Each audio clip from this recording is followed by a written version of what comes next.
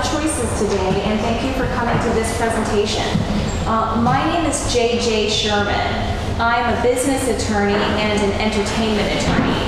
I work with clients in entertainment, in retail, in finance, and tech. Here at ITVFest, I am representing The Mill. The Mill is an artist retreat, production facility, and education center based in East Arlington, Vermont. And The Mill is also one of the sponsors of the pop-up art gallery just down the road here in Manchester, Vermont, celebrating the artwork of Al Hirschfeld, the legendary caricaturist. I'm also production counsel to Charmers, a web series comprised of mini musicals that will be shown at ITVFest this weekend. Looking around the room, I'm guessing that some of you are writers, some of you are probably writers and producers, and I'm guessing that some of you are creating content that you are hoping to distribute online or in some other method. And my talk to you today is to discuss 5 things that content creators need to think about with respect to contracts. Really focusing on the kind of contracts that you want to have drafted and signed before you start your filming. Things that a distributor is going to be looking for when establishing clear chain of title. We'll discuss what is chain of title.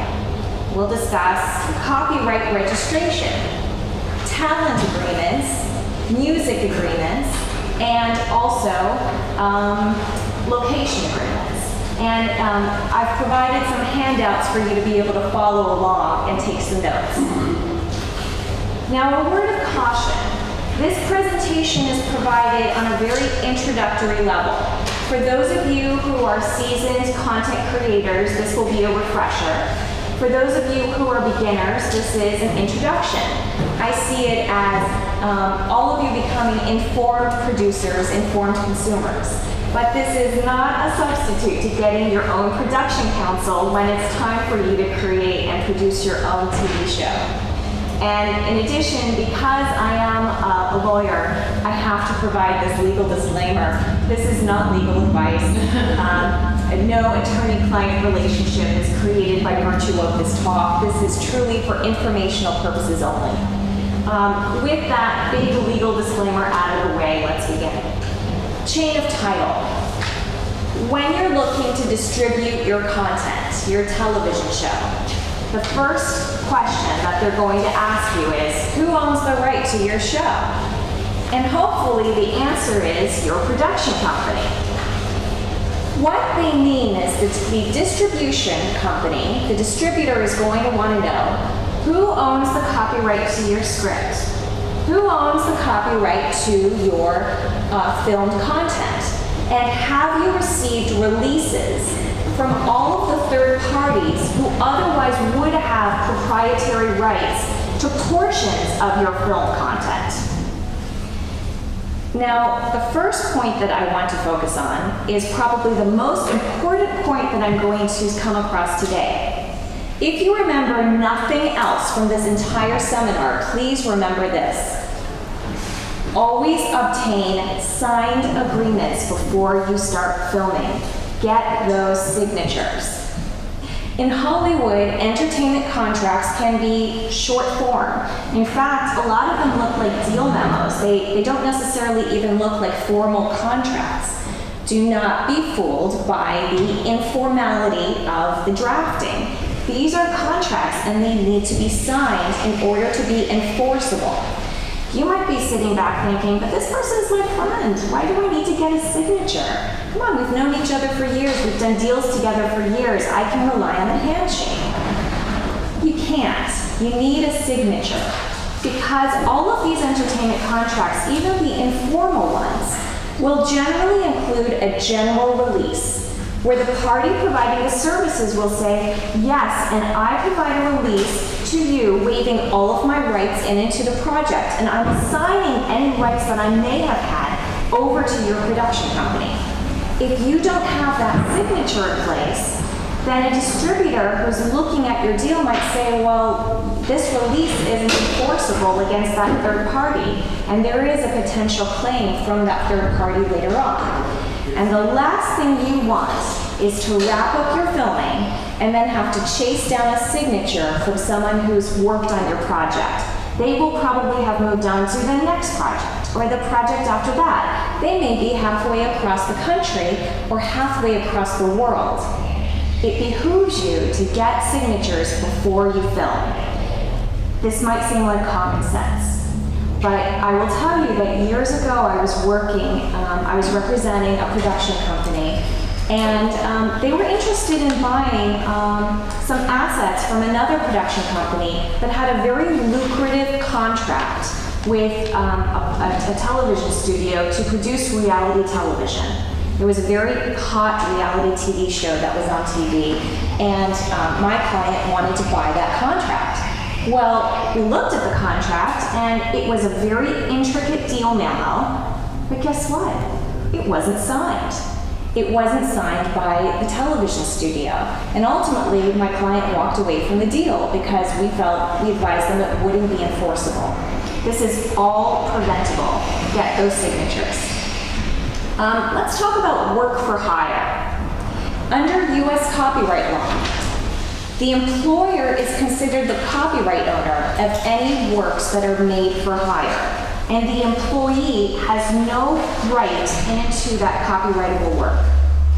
For each television project, it is standard procedure for a production company to ask each and every person involved in the production to sign a certificate of employment that states that the services provided by that person have been specially ordered by the production company, and that they will be considered work made for hire for the production company, and that the production company will be considered the sole copyright owner and holder of the rights into those services and the entire project.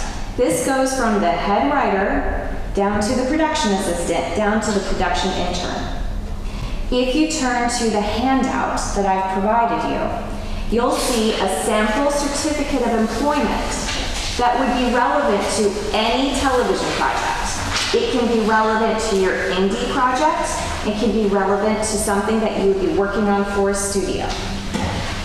Let's walk through what this certificate of employment actually says. It's got a lot of legalese. Let's break it down. In the certificate of employment, the person signing it is saying that they will have no rights to the television project whatsoever once they get paid their fee. And that, except for their fee, they're not getting a right to any additional compensation, no residuals. It's a complete buyout of all of their rights. Second, the person signing the certificate of employment is representing that all of the artistic services they've provided are original to them. They're saying that they haven't plagiarized and that all of the work is original work. Third, they're agreeing that the production company has the right to make changes and edits and alterations to any of the services that they've provided. This is important if you're going to want to make any changes to the final product, and you're not going to have to want to go back to any of the folks on your crew that might have provided the services. Third, the certificate of employment has the individual agreeing that if they do end up having a claim against the production company, that they can sue the production company for money damages, but they can't look to stop the distribution of the deal. So this still allows you to move on with your plans to sell and to distribute the project. And finally, there's an assignment clause that allows the production company to further assign any rights that are granted to it under that certificate of employment to a third party. And that is golden clause that you're going to need in order to then assign all of your rights to the project to a distributor or to whoever. If you remember nothing else from this seminar, be sure to obtain signed certificates of employment from everyone that works on your project. because ultimately your goal is to have your production company own all of the rights to the project and to have clear chain of title. Let's circle back to assignability. It's a good idea to have an assignment clause on every single contract that you have relating to your production. This would allow the production company to assign its rights to a third party, such as a distributor. If you don't have an assignment clause, it could potentially prove an obstacle to being able to sell your deal later on. Some of you might be sitting there thinking, why do I need to form a production company? This seems like a lot of hassle. It's an unnecessary expense. Why would I do that? You don't have to, but there are good reasons, good legal reasons to form a production company. The first one, and probably the most important one, is that if you form a production company, such as a limited liability company or a corporation, it is a method of shielding you from personal liability. For instance, if you form a limited liability company, the members of an LLC, a limited liability company, are shielded from personal liability. They're not responsible personally for the liabilities of the company.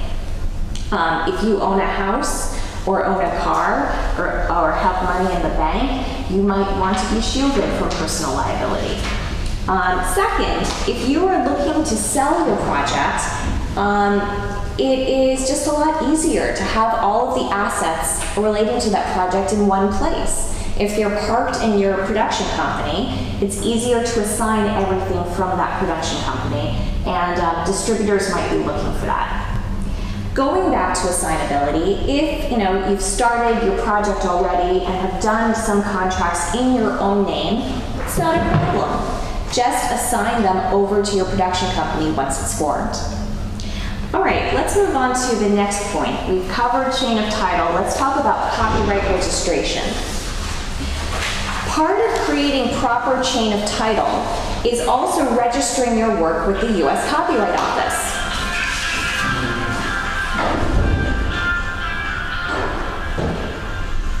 There are a number of reasons to register your work with the U.S. Copyright Office. First, it creates a public record of your copyright claim. Second, registration gives you the right to bring an infringement lawsuit, if indeed you feel like your work has been infringed upon.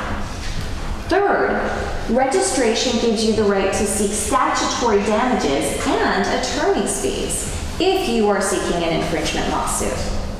And fourth, distributors are going to be looking to see if you've registered with the U.S. Copyright Office. So what are you supposed to register with the U.S. Copyright Office? For purposes of establishing clear chain of title, you need to both register your script as one copyrighted work and your filmed content as one copyrighted work. Your script is one work that is subject to copyright. Your filmed content, your final product, is another work that is subject to copyright.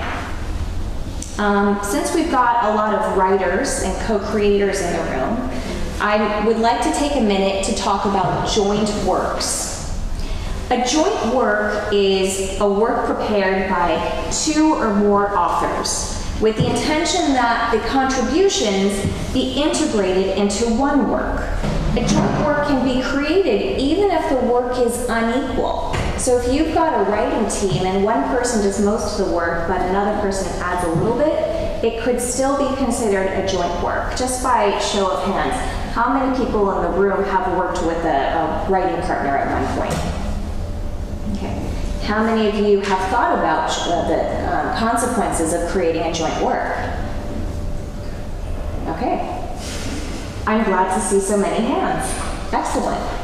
So let me give you a scenario that I once had to consult on. You're a writer and you write the first draft of a television script, and it's good, but you feel like it could be better. So you bring in a writing partner to help you with the second draft of that television script, and it is better. You clearly are the copyright holder of the first draft. But what about the second draft? Is it yours? Is it now a joint work because you've now worked on it with someone else? Did you have that conversation before you started working with the partner to say, let's make this a joint work and it'll be our shared copyright? Or did you discuss with that partner and say, I would really like this to be work for hire. Will you please come in and do this as work for hire for my production company? Having that conversation in advance is important, because otherwise you end up being in this gray zone of who owns the copyright. And remember, ultimately, if you are both a writer and a producer, then your goal is to establish clear chain of title with respect to all of the people that have contributed to the project, and to have all of the rights end up with the production company for the ability to further assign it over to a distributor. So I leave this with you with thinking about, have the conversation in advance if you're going to bring in some partners. It's great to work with partners. It's part of the artistic collaborative effort, but it's important to talk about it in advance. Is this a joint work, or is this work for hire? Who owns the copyright? Let's take a minute to talk about derivative works. A derivative work is any work based on one or more pre-existing works. If you're planning to create a derivative work, something based on someone else's work, then in order to avoid copyright infringement, you're going to need to either base it on something that is in the public domain, or you're going to need to get the prior written consent of the copyright holder for the original work. A couple years ago, I was representing a composer who wanted to write a piece of music that was going to be both instrumental and narrator based on a children's story. Think like Peter and the Wolf.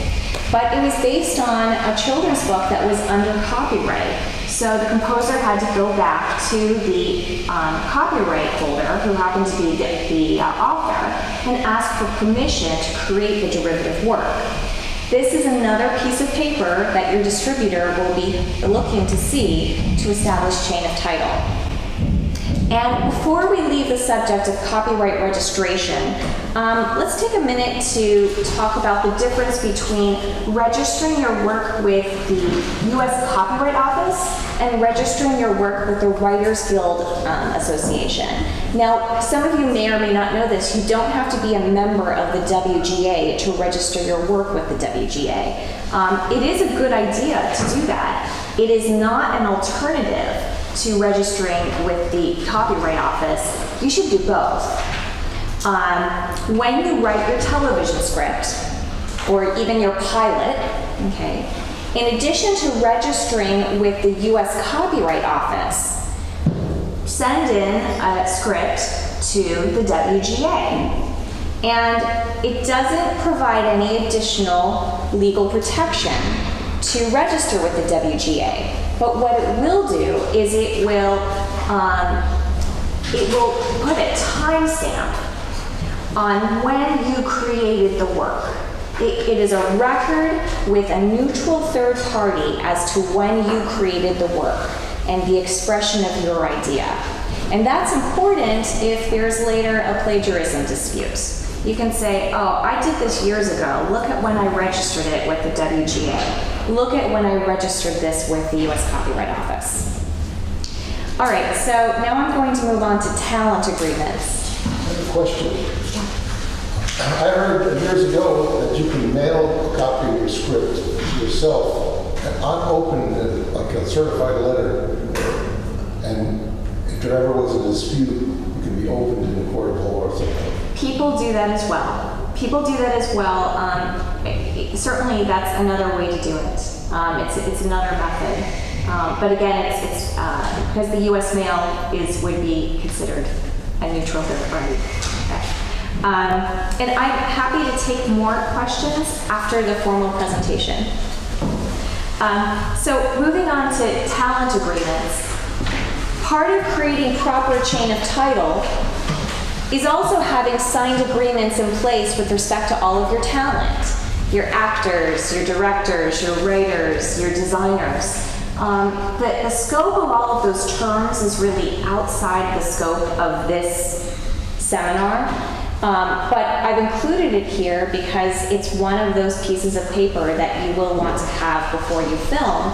And the other thing that I should add is that really the terms of those agreements will depend on whether your talent is union talent or not. If you're working with someone who's an actor, who's a member of the Screen Actors Guild, it's going to have to comply with the terms of the Screen Actors Guild, or you're going to have to go to SAG and say, may I please have a waiver for this project? We're an independent project. Please provide a waiver for this, which is done.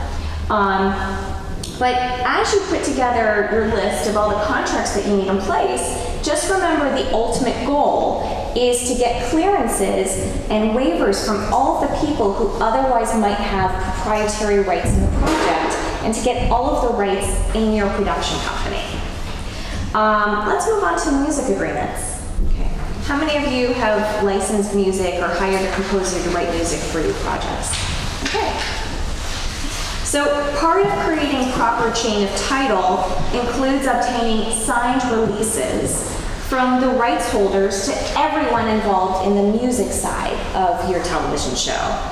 For instance, if you're licensing a pre-existing musical recording, you'll need to get a license not just from the copyright holder of the music recording, the master recording, but you'll also need the permission of the copyright holder of the underlying music composition.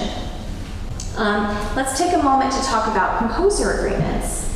The general trend in the indie field, if you're planning on hiring a composer to compose an original score for your television show, especially where the budget is limited, the general trend is for a production company to hire a composer to compose and conduct the score for the television project, and to do it as sort of a package deal.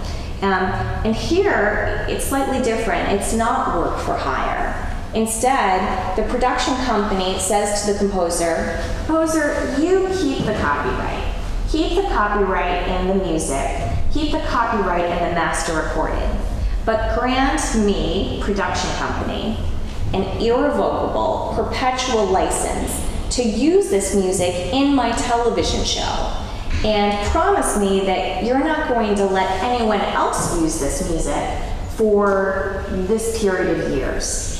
So give me an exclusive on this music for a period of time for my television show. But I'm going to let you keep the copyright because I have a limited budget. I can't pay you that much, but I will let you keep the music, and then what you can do is you can have an additional income stream of them licensing that music on, say, Spotify or Apple Music. Because as we all know, there are a lot of people out there who like to listen to scores to television shows and films.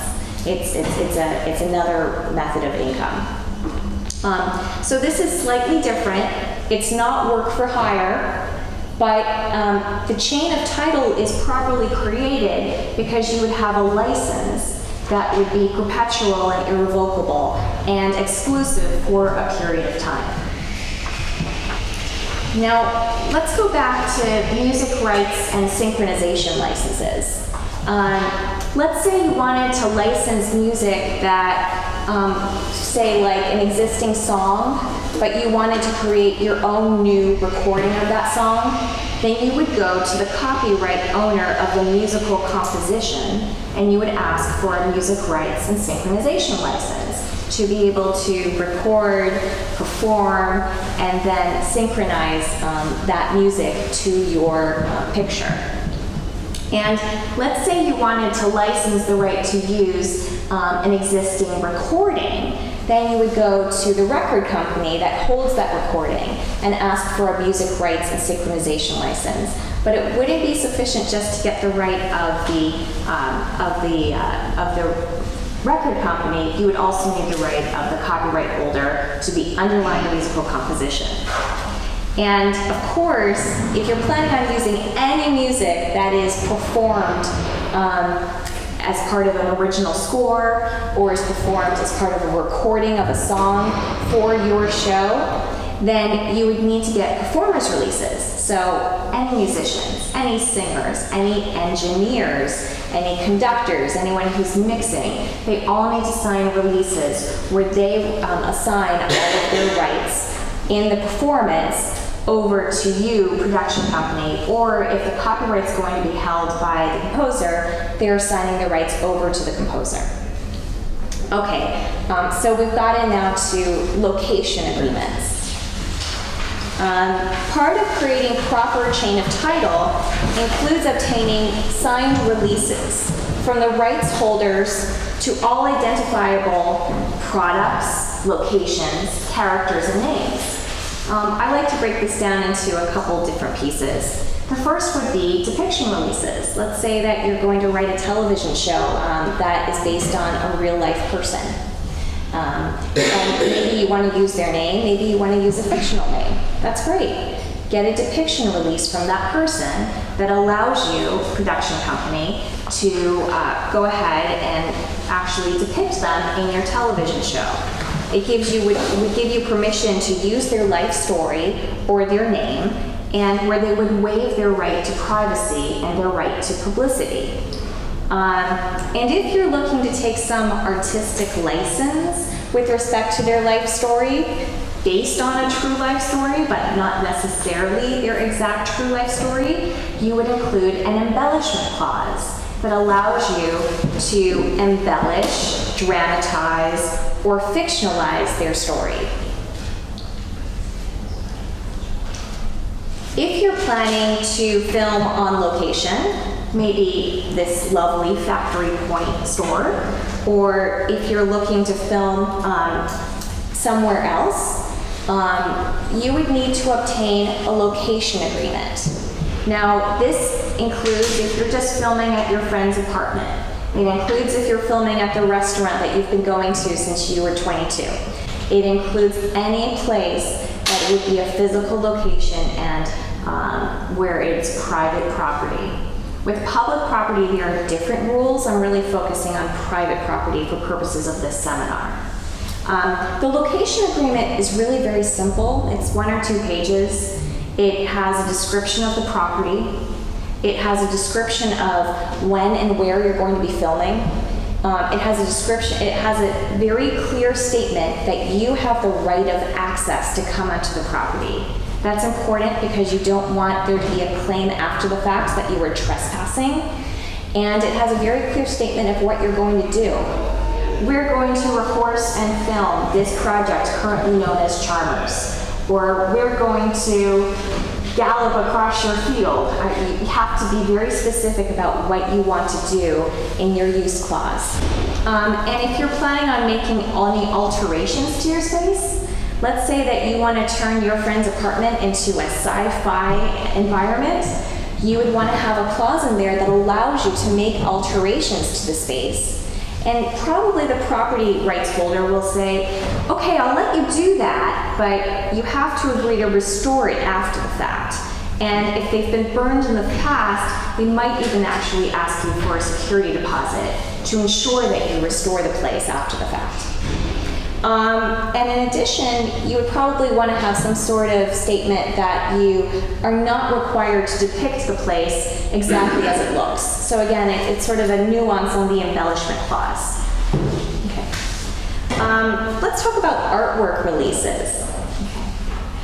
Okay. If you're planning to use artwork in the background, in the set of any of your television shows, remember that the copyright in the artwork is not held by the person that owns the original piece of artwork.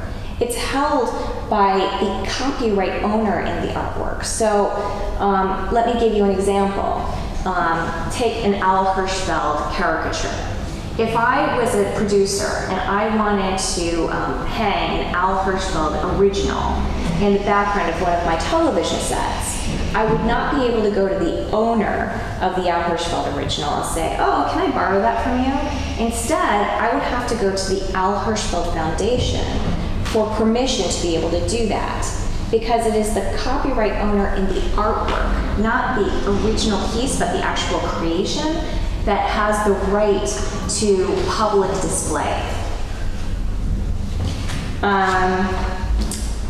This is one reason that you very rarely see original artwork in television shows. In fact, usually artwork is created in-house by production shops for this very reason, because it's hard to chase down the releases from all of the original copyright owners.